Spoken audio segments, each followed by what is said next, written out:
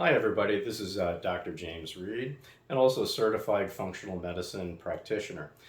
I know we've been talking about thyroid lately, particularly with gluten intolerance and also autoimmune disease known as Hashimoto's, but there are also some other factors that can plug into the equation here and affect your thyroid gland and whether it's going to be a hypo or hyper.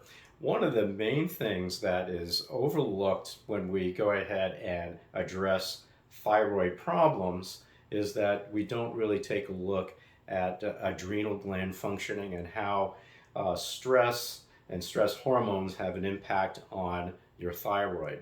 I just wanted to point out that cortisol can impact, and even adrenaline and noradrenaline can impact the production of thyroid hormone at certain levels. One would be at the level of the brain, the pituitary.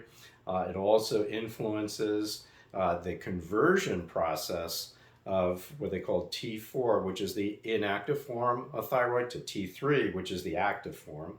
And also cortisol can compete with the thyroid hormone at the level of the cell in the nucleus to actually affect the DNA. And of course, what thyroid hormone does is it's supposed to stimulate certain parts of the DNA to improve your metabolism. Well, cortisol can compete with that. So that's something that's overlooked, and we're going to address that in the article that we've just gone ahead and published. One other thing that we want to take a look at are minerals. Iodine. I think most everybody understands that iodine is crucial for thyroid function.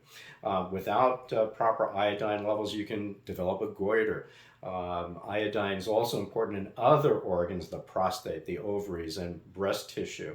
So, having proper levels of iodine not only affect your thyroid, but other organs too. So I just want to kind of mention that.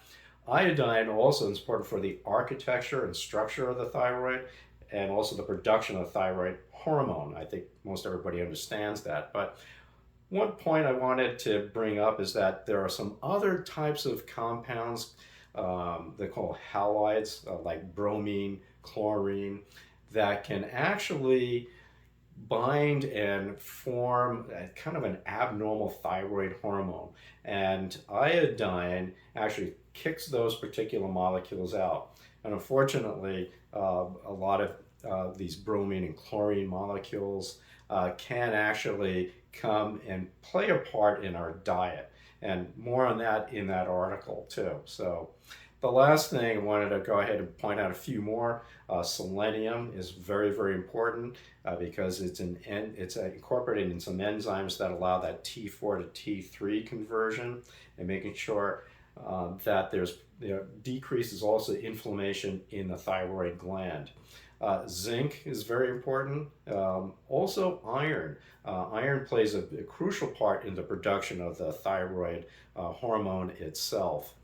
And of course, there's manganese and a few others. So, but we do discuss some of those other minerals in this particular article. So I would go ahead and encourage you to go ahead and read the article, and I hope you enjoy it. And if you do have any further questions regarding your thyroid function, or how can I improve my thyroid function, or maybe take a look at see if I'm actually deficient in some of these different minerals, or if I have a stress problem with my adrenal glands, please contact my office, and one of my staff members would be happy to go ahead and schedule an appointment and evaluation for you.